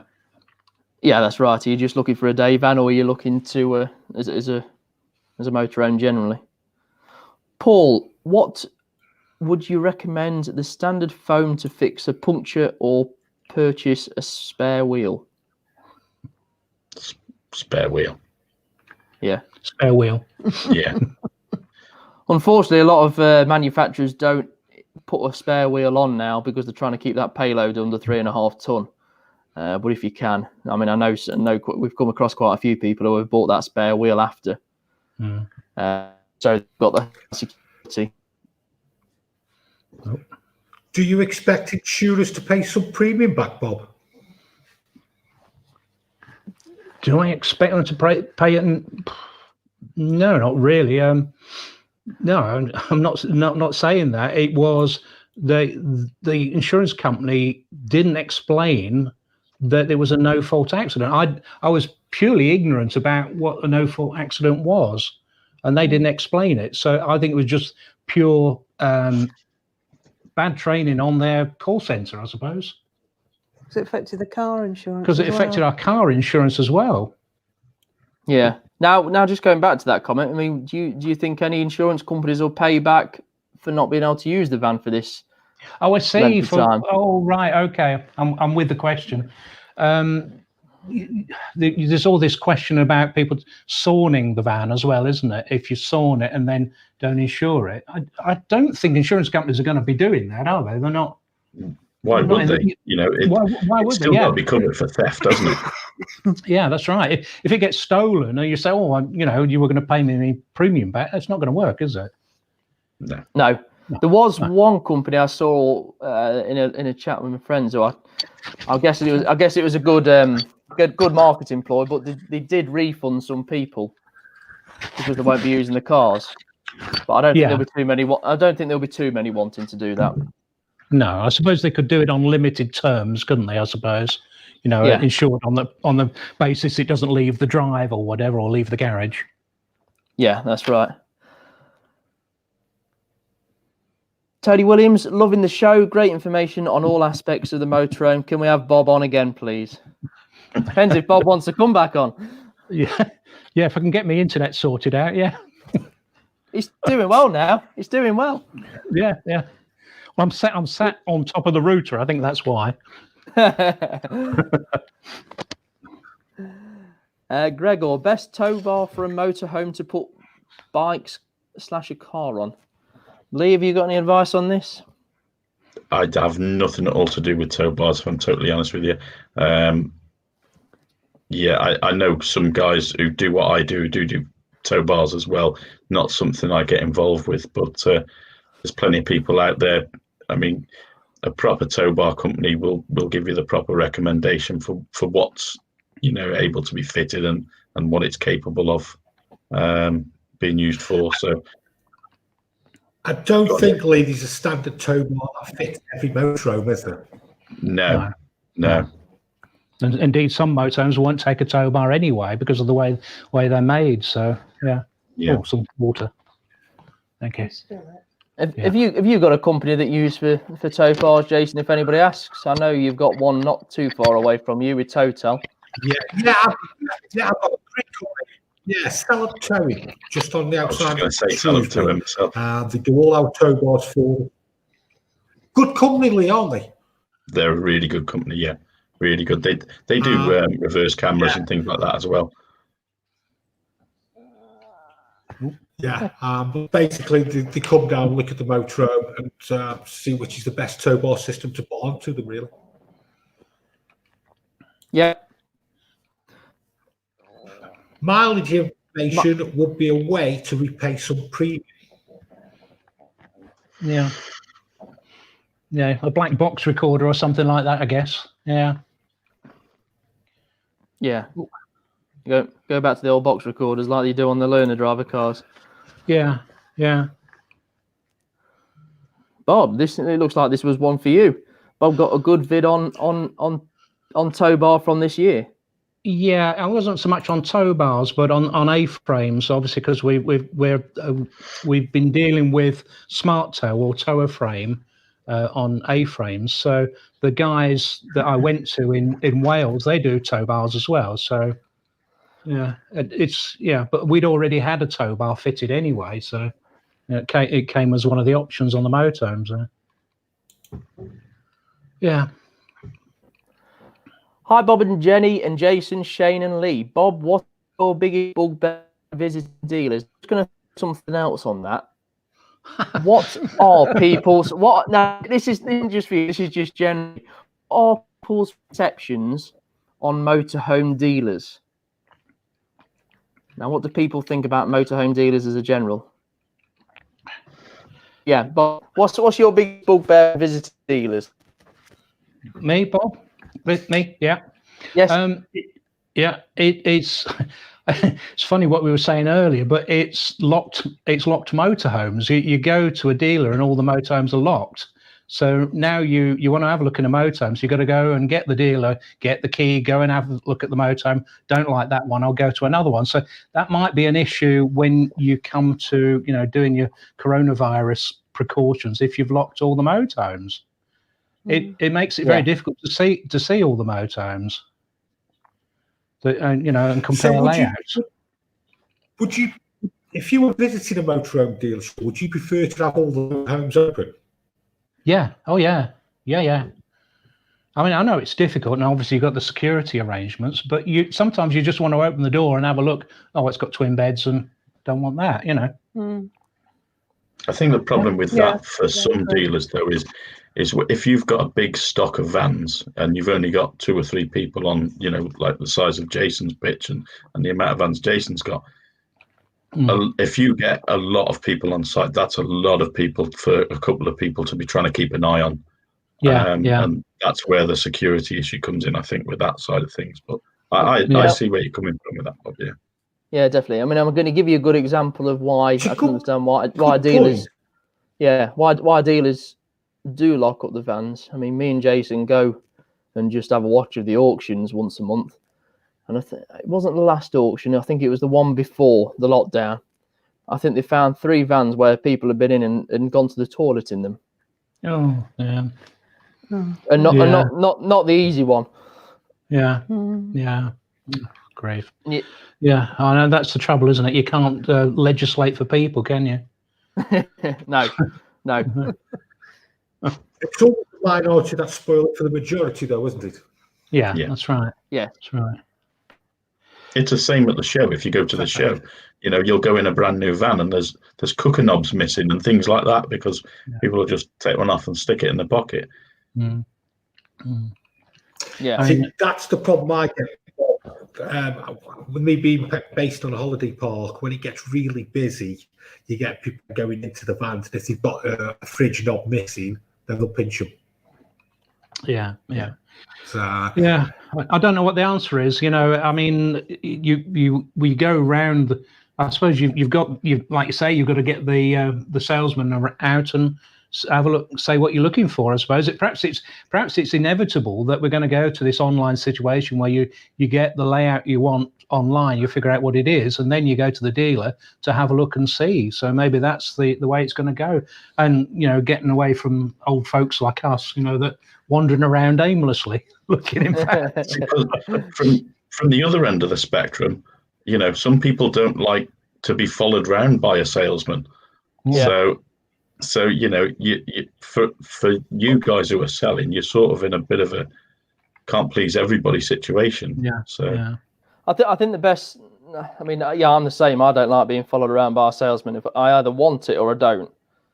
I think what I'd do is I'd just say, what you're looking for. Open up the vans, and I'm sure Jason would do similar. That are appropriate for them, and then just let them to it. And if they've got any questions, then fire away. And then you haven't got the pressure, even though you are around. Is the best way to put it. It might be. Bob's come up with something really interesting there from my point of view, because what I was going to do was basically quarantine off all the vans from the holiday makers that came, so then I possibly could leave all the vans open then for when people came. Right. It's certainly all going to be a massive learning curve for everybody. Yeah, it is. Yeah. Food for thought. Yeah, I mean, we go around and we go to dealers and we film motorhomes, and we've been doing that recently with the help of a dealer, because they can then say which vans we can have a look at, or we can say we want to have a look at such and such a van. So that works okay. But at shows, we've been going around looking in vans, and they can't lock all the vans up at the NEC or the National Motorhome Show. So I have no idea, how that's going to work in the coming months, at least. Yeah, definitely. Jason, I'm just gonna skip that comment and just go to the next one, because we're on the same conversation.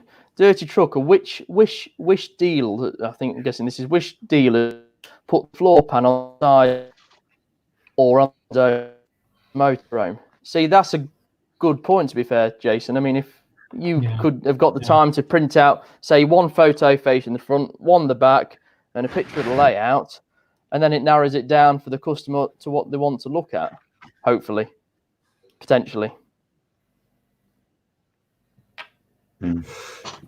Yeah, There's some good points come here for me to think about, to be honest. Some really, really good points.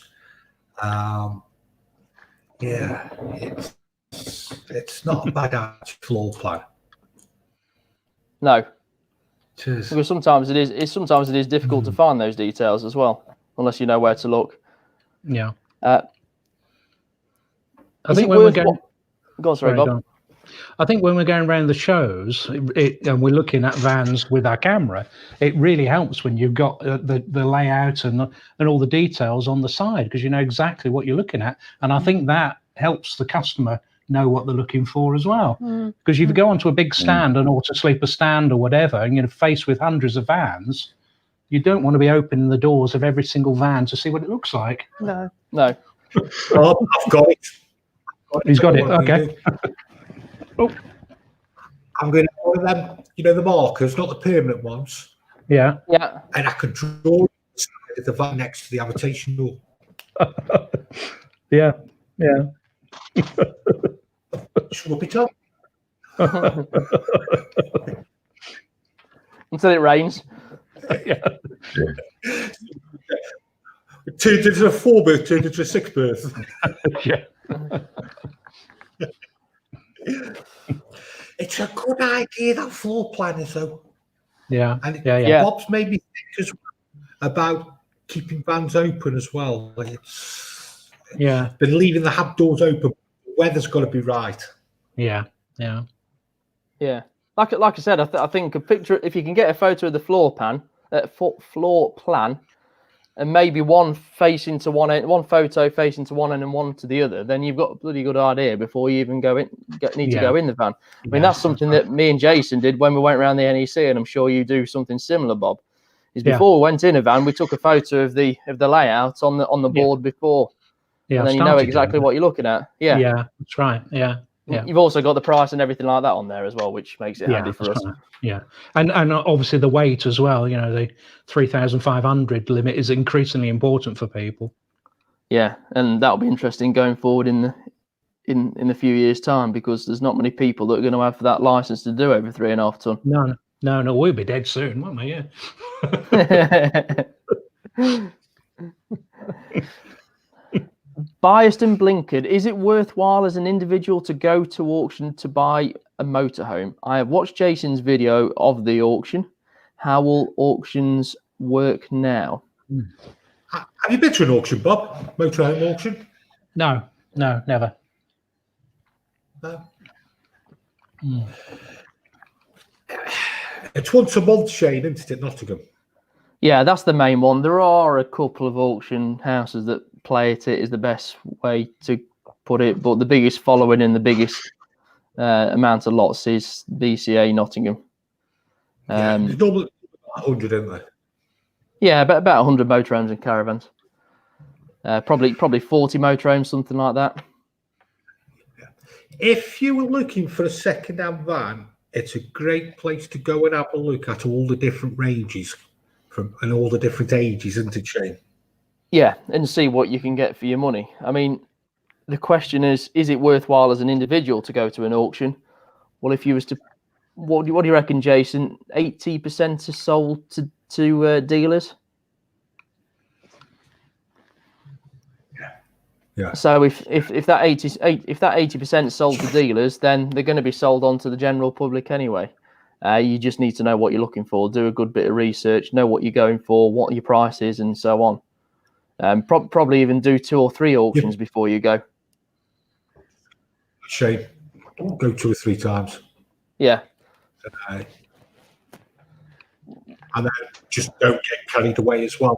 It's very easy to get carried away at an auction as well. Yeah, it is very adrenaline fired at times when there's something that you really want and you're putting your hand up and there's somebody across the other side that's also got their hand up, and you want to issue because you've already bought it in your head. If there's a van there that especially you can see going on your holidays, you want to win it. You can pick up some good buys at the auction, Shane. Yeah, there's some good buys, and then there's some that you sit there and think, I could have gone to the dealer and bought that for less. Yeah. So just know your prices. Just know your prices before you go. For me, Shane, going to the auctions as well gives me a feel for the industry as well. I know where the market's going. I know what's going. I know what's selling, what people are buying, and it's a really good way to see how the industry's going. Don't you? Yeah, definitely. Yeah, it's a nice place to go and see everybody. I mean, that's how I met you, Jason. If you remember, was going to the auctions. In terms of how will the auctions work now, not a clue, because it's a bit like never bought you breakfast, Shane. No, he hasn't. No. He once told me he was going for breakfast and said I could invite me to the table, but that was it. But yeah, how will auctions work now? It's going to cost that. Say again, sorry. I think we lost Jason. I don't think they'll work at the moment. I don't think they'll work at the moment, Shane. No, because they're very much like the shows. You know, you've got 100 vans that are there with the doors open. People are going to want to come in and out all the way through the day. I'm not sure if it can work. Excuse me. Appointments, one-way systems, and remember your staff have more rights than the customer. I'm all right. I've got no staff. There's only me. Have you ever thought about sacking him as well? Yeah, several times. We had someone at the NEC show last year tugging at the fridge catch. These people spoil it for the rest. Why would you want to? I think it's the fact of that they want to see. Some people want to almost test things to destruction, so they'll go in a van and they'll really pull at things and shake cupboards and you think, why would you do that? But that's just how some people are. I don't think you'll ever change them. That's one of those, really. Yeah. What do you think's going to happen? I want those Baileys. What do you think's going to happen? And they're tugged at the chair, aren't they? Sorry, Jace. I was just asking Bob, what do you think's going to happen for the rest of the year? Cool, blimey, that's a difficult question, isn't it? Rest of the year, obviously, campsites hopefully will be open in July. I'm going to say next month, but July, won't they? So some people will be going away. It's going to be manic at campsites, I think, isn't it? Especially if they're going to try and keep, every other pitch open. How that's going to work, I don't know. The shows, I doubt they're going to go ahead. So for a lot of people, I think 2020 is going to be pretty much a write-off, isn't it? I think people are going to struggle to get onto campsites because everyone will want to go. Yeah. What do you think? I think the show. I mean, there's supposed to be about 3 shows in July, August, isn't there? Yeah. Including the National Motorhome show. Yeah, we've got the National Motorhome show supposedly now rescheduled for September. There's a Lincoln show. These are all open air shows, so maybe it's a bit easier. Well, the National Motorhome show's the end of July. Okay. There's another couple in July as well. Yeah.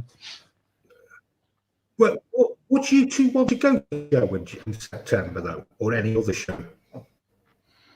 Well, I think I said earlier, I mean, we were a bit dodgy about going to the February show, because we knew about the virus. So I think we'd be a bit hesitant to go in, particularly indoor shows where there's going to be a lot of people with close contact. You can't all keep 2 meters away from each other. No. If they come up with a vaccine or something like that, then, the R rate drops to whatever it's going to drop to. It's difficult, isn't it? It's like, if we had a time machine, we could perhaps, know what's going to happen with hindsight and all that. I think my battery's going. Oh. See you then.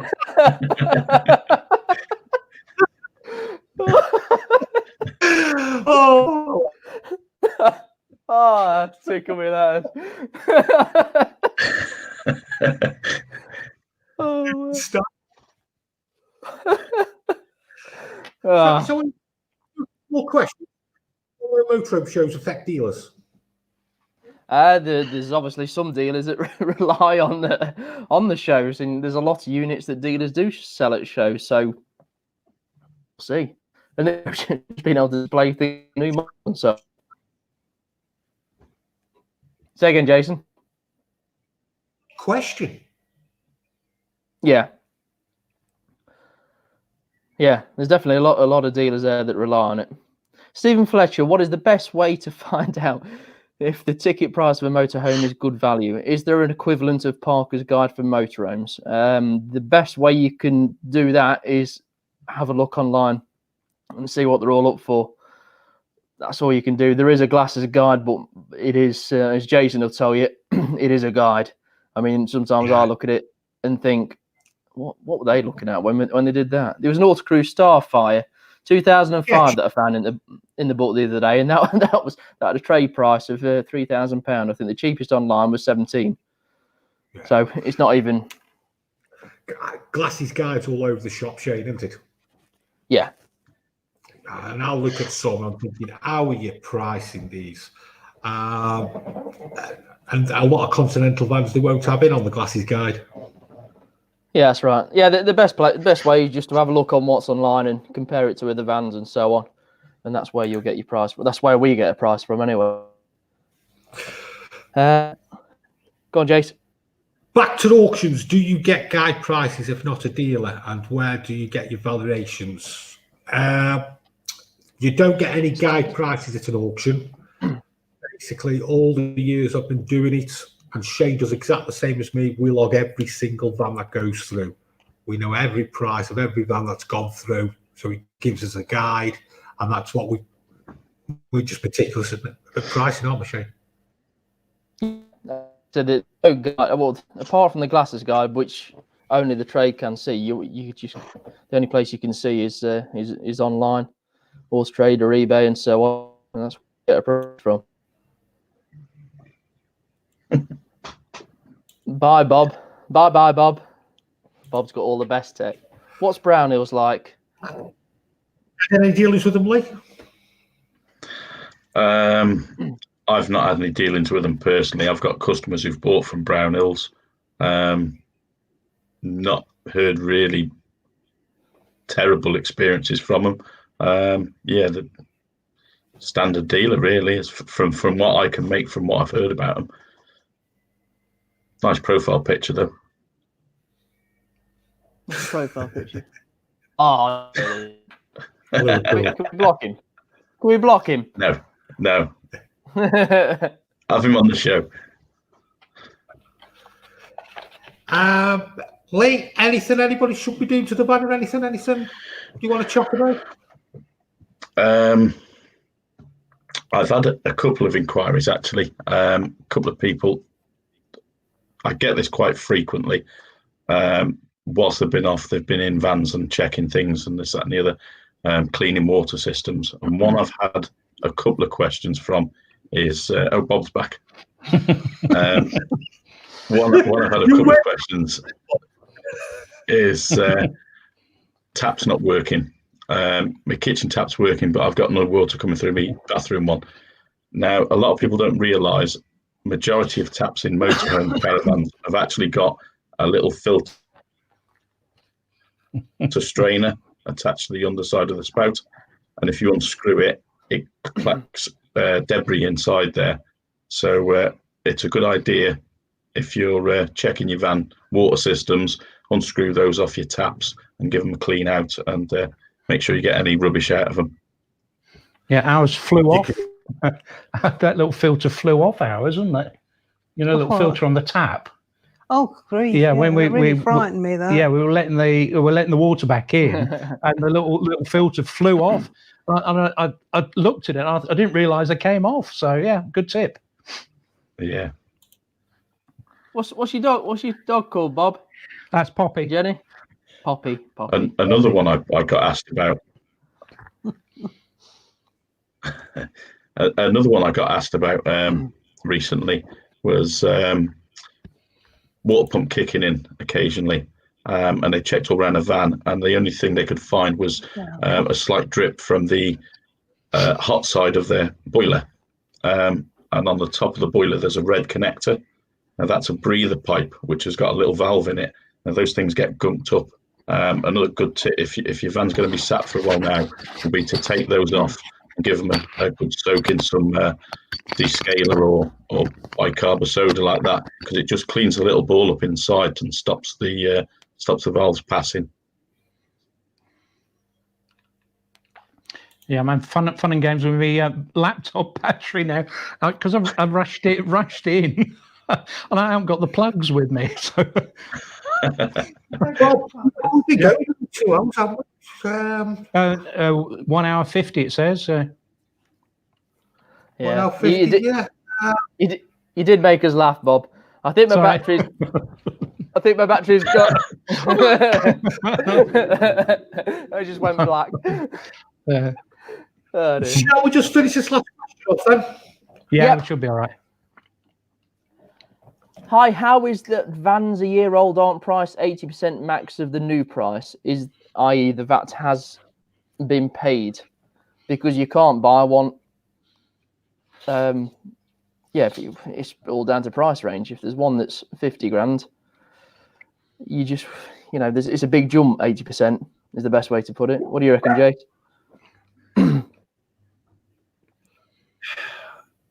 What's he trying to say? In a year's time, it should be priced 80% less? I think so, yeah. How is because the van's a year? 20% less. Yeah. Yeah, he's not. What he's basically saying is if the van was 50 grand for argument's sake, and then in a year's time, it should be valued at 40 because you're not knocking the VAT off, aren't you? Yes. It all depends to demand. It's demand. I mean, the other thing is... It's like gold prices. Yeah. Yeah, and motorhome... Yeah, I mean, there might not even be any models around, and all the motors go year on year.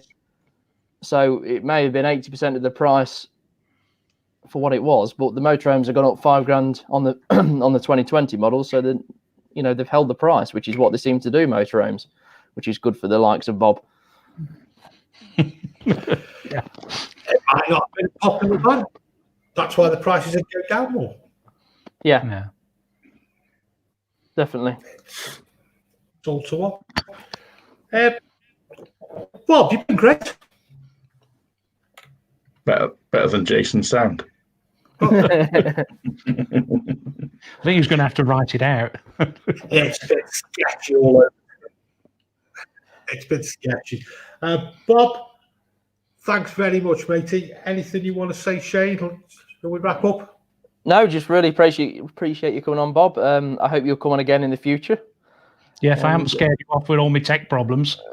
No, you've done well. You've showed Jason up, which is good. And that's yeah. I mean, it'll be interesting to get you back on, Bob, when everything's open back up again, to see what your experiences are like when the campsites are back up and running, and what the procedures are and what you found. Yeah. Okay. Okay. And Lee, thank you again. No problem, mate. And Jason. Okay. Yeah, thanks for everybody for watching. We have had a few issues tonight.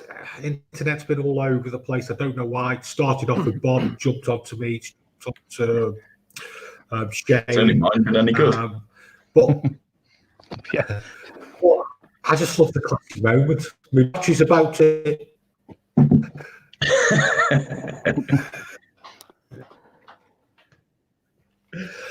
Okay, everybody, thanks very much. We'll see you next week with Bob. Thanks, everybody else. We'll see you later. See you guys. Come here. Yeah. See you then. Jenny just got back. Bye-bye. Bye-bye.